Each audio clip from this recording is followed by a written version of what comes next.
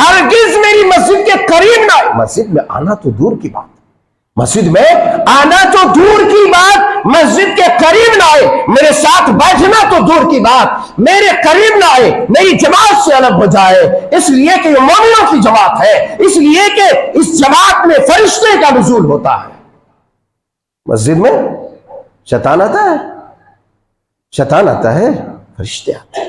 یہ الگ بات ہے کہ انسان شیطان بن کر کے آ جائے اور یہاں گڑبڑ سڑبڑ کرے. اس کا مطلب یہ ہے کہ ایک وہ چیز جس کا کھانا حلال جائز ہے، ایک وہ چیز جس کا کھانا حلال اور جائز ہے، آپ نے فرمایا وہ چیز کچی کھا کے میری مسجد کے قریب. علت بتا دی گئی کس لیے قریب نہ آئے، اس لیے کہ فرشتوں کو بھی، اس لیے کہ نمازیوں کو بھی، اس لیے کہ مسجد میں موجودین تمام حاضرین کو اس کی بدبو سے تکلیف ہوتی ہے. اب ان لوگوں کے لیے لمحہ فکریہ ہے، ان لوگوں کے لیے پیغام ہے جو لوگ گٹکا منہ میں تھوک کا وضو خانے میں گند پھیلا کر کے پھر مسجد میں اسی بدبودار اور متعفن منہ لے کر کے مسجد میں اور جماعت میں شامل ہوتے. ارے کے پاس سے اگر بو آتی تو ہمارا بھی اس لوگوں کو حکم دیتا کہ اس آدمی کو یہاں سے ہٹال دو، نکال دو، فاخرج الی البقیع، اور پھر جنت البقیع، بقیع قبرستان کی طرف اسے ہٹال دیتا، نکال دیا جاتا، باہر کر دیا جاتا. فاخرج الی البقیع. آپ سمجھ رہے ہیں؟ اب جو آدمی گٹکا کھا کے بغیر مسواک کیے، بغیر بدبو زائل کیے ہوئے، صحیح بخاری شریف کتاب الاذان، صحیح مسلم شریف کتاب المساجد، صحیح بخاری شریف کتاب الاذان اور صحیح مسلم شریف کتاب المساجد کی حدیث پاک سیدنا حضرت جابر رضی اللہ تعالیٰ عنہ بیان فرماتے ہیں. عن جابر رضی اللہ تعالیٰ عنہ قال قال النبی صلی اللہ علیہ وسلم من اکل بصلا او ثوما فلیعتزلنا او فلیعتزل مسجدنا. وفي رواية لمسلم من اکل البصل والثوم والكراس فلا يقربن مسجدنا فإن الملائكة تتعدى مما يتعدى منه بنو آدم. جیسا کہ میں نے کہا یہ حدیث پاک صحیح بخاری اور صحیح مسلم. اکل بصلا او ثوما فلیعتزلنا، جو کوئی آدمی پیاز یا لہسن کھا لے تو ہماری جماعت سے الگ رہے. فلیعتزلنا، یا فرمایا فلیعتزل مسجدنا، وہ میری مسجد سے الگ رہے، ہماری مسجد سے وہ الگ رہے. اور مسلم شریف کا جو لفظ ہے، جو الفاظ ہیں مسلم شریف کے، اس میں یہ ہے من اکل البصل والثوم والکراس فلا یقربن مسجدنا، کہ جس آدمی نے پیاز کھایا، لہسن کھایا یا گندنا کھایا، لہسن ہی کی طرح وہ بھی ایک سبزی ہے جس کے کچے کھانے میں بدبو پیدا ہوتی ہے. آپ نے فرمایا جب یہ چیز کوئی کھا لے تو فلا یقربن مسجدنا، وہ میری مسجد کے قریب نہ آئے. کہاں نہ آئے؟ میری مسجد کے قریب نہ آئے، ہماری جماعت سے الگ رہے، میری مسجد سے الگ رہے، میری مسجد کے قریب نہ بھٹکے.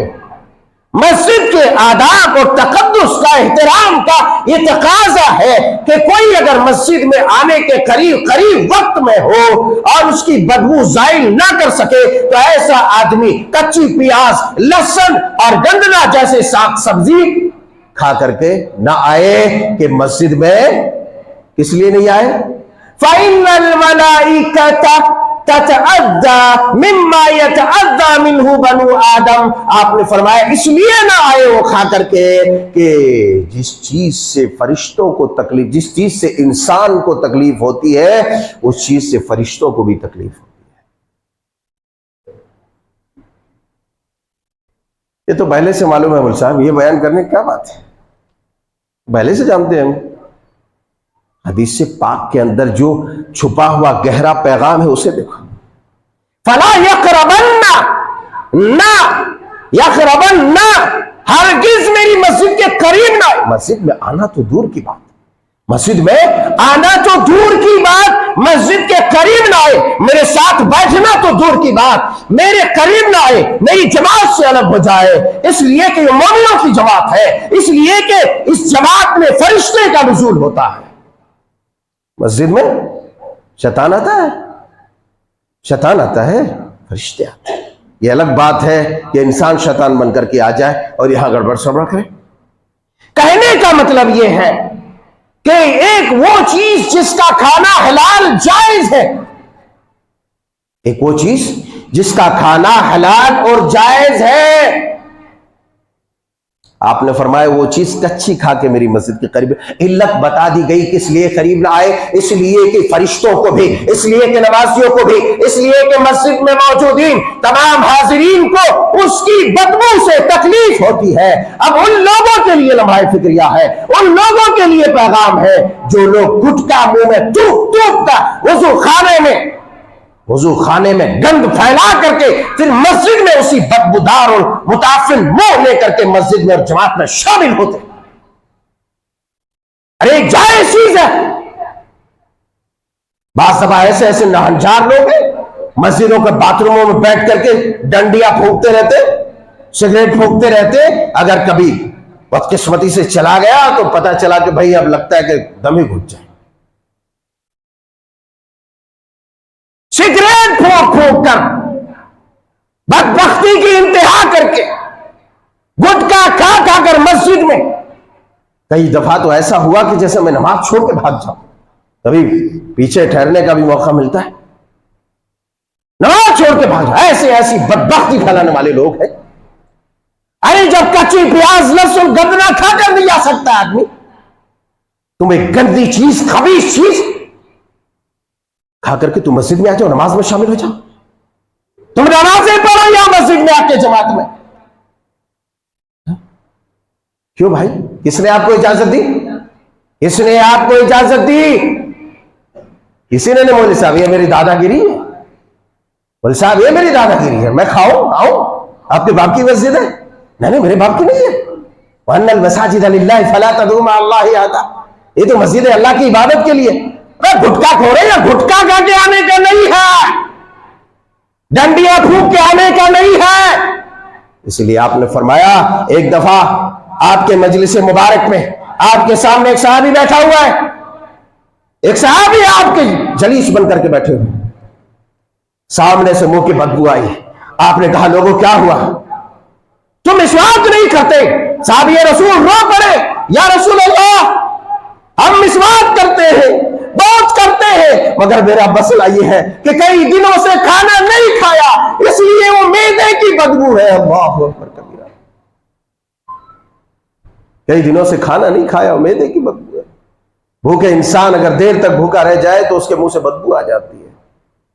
اس لیے آپ نے فرمایا کہ اگر لولا ان اشق علی امتی لامرتهم بالسواک عند كل صلاة او عند كل وضوء، اگر مجھے اپنی امت پر اس بات کا خوف نہ ہوتا، نا ڈر نہ ہوتا کہ یہ چیز فرض ہو جائے اور میری امت پر شاق گزرے، تکلیف ہو سے، تو میں ہر نماز یا ہر وضو سے پہلے اسے مسواک کا حکم دیتا تھا، ہر نماز یا ہر وضو سے پہلے مسواک کا حکم دیتا تھا۔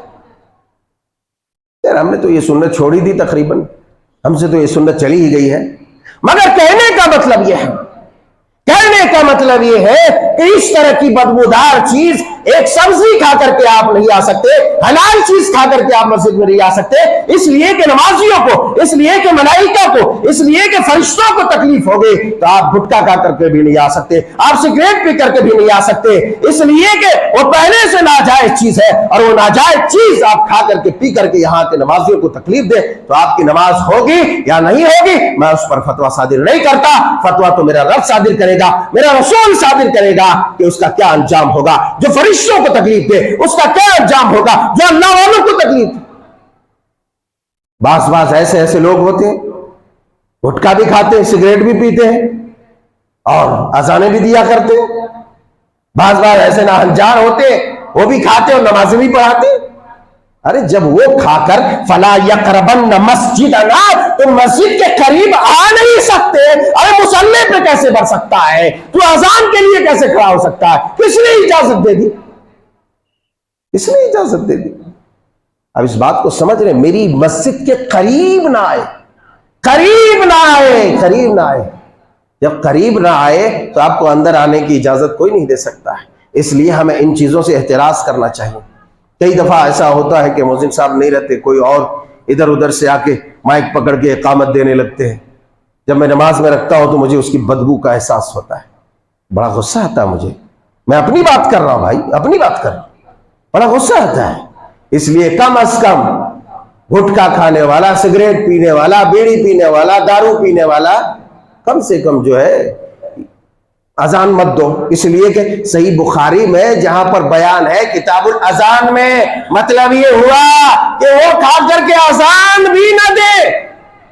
اگر وہ کھایا ہوا بدبو آ رہی ہے منہ سے تو اذان بھی نہ دے. اس لیے کبھی کھانا رہے جائز ہے، کھاؤ، مگر یہ دیکھ لو کہ وقت تو مسجد میں جانے کا نہیں ہے، وقت تو مسجد میں جانے کا نہیں ہے. اگر مسجد میں جانے کا وقت ہے تو ان چیزوں سے احتراز کرو کہ کہیں ایسا نہ ہو کہ تمہاری وجہ سے ملائکہ اور تمہاری وجہ سے نمازیوں کو تکلیف ہو. اور کم از کم اگر کوئی آ بھی جاتا ہے تو مہربانی کر کے، کرپا کر کے، دیا کر کے اس مائک کا پریوگ نہ کریں جس سے میں نماز پڑھاتا ہوں، نہ کریں، مہربانی ہو گیا. اور پھر جس دن ہو گیا تو میں پھر کچمبر نکل جائے گا تو نہ کہیے گا کہ بھائی آپ نے بے عزت کر دیا، ذلیل کر دیا. اس لیے کہ جس کو مسجد میں آنے کی اجازت نہیں ہے وہ اذان اور نماز نہیں پڑھا سکتا ہے. مہربانی کر. ایک اور حدیث پاک جو صحیح بخاری شریف میں ہے، نہیں صحیح مسلم شریف کتاب المساجد میں، سیدنا حضرت عمر رضی اللہ تعالیٰ عنہ سے، سیدنا حضرت عمر رضی اللہ تعالیٰ عنہ سے بیان فرماتے ہیں انہو خطب یوم الجمعہ فی خطبتہ، آپ نے اپنے خطبے میں ارشاد فرمائے ثم انکم ایھا الناس تاکلون الشجرتین ما اراہما خبیثتین البصل والثوم لقد رأيت رسول الله صلى الله عليه وسلم إذا وجد ريحهما من الرجل في المسجد أمر به فأخرج إلى البقيع فمن أكلهما فليمتهما طبخا. یہ مسلم شریف کتاب المساجد کی حدیث سے پاک ہے. معنی کیا ہو؟ معنی رکھ دیتا ہوں. حضرت عمر بن خطاب ہی روایت بیان کرتے. کون؟ حضرت عمر بن خطاب امیر المومنین خلیفۃ المسلمین رضی اللہ تعالی عنہ ہی بیان کرتے. آپ اپنے خطبے میں ارشاد فرماتے کہ لوگوں کیا ہوا، ثم انکم ایھا الناس، پھر اے لوگوں تم لوگ، تاکلون الشجرتین، تم وہ دو درخت، دو پودے اور دو سبزیاں کھاتے ہو، ما اراہما الا خبیثتین، جس کو میں خبیث یعنی ناجائز تصور کرتا ہوں، جس کو میں ناجائز تصور کرتا ہوں. کہا کہ وہ کیا ہے؟ البصل والثوم، کہا کہ پیاز اور لہسن ہے. بھئی پیاز اور لہسن کھانا جائز ہے، میں نے کہا پکا کے کھاؤ، کچا بھی کھانا جائز ہے، حرام نہیں ہے، مگر اسے اس وقت نہ کھاؤ جب مسجد میں آنے کا وقت تمہارا قریب رہے. ورنہ ہر سواد اور ذائقے کا ایک بہت بڑا حصہ تو لہسن اور پیاز ہے، اس کے بغیر سالن کہاں تیار ہوتا ہے. باہر فرمایا کہ جسے میں یہاں جو خبیثتین کا لفظ حضرت عمر رضی اللہ تعالیٰ عنہ نے استعمال کیا وہ حرمت کے لیے نہیں ہے، لوگوں کو یہ بتانے کے لیے کہ چونکہ آگے روایت میں الفاظ موجود ہیں جس کے ابھی میں تشریح کر رہا ہوں، یہ اس کی سنگینی بتانے کے لیے کہ مسجد میں اگر تم آتے ہو نماز پڑھنے کے لیے تو کم از کم ان چیزوں سے احتراز کرو کہ کچے پیاز اور لہسن وغیرہ کھا کے نہ آؤ. فرمایا کہ خبیثتین البصل والثوم، پیاز اور لہسن.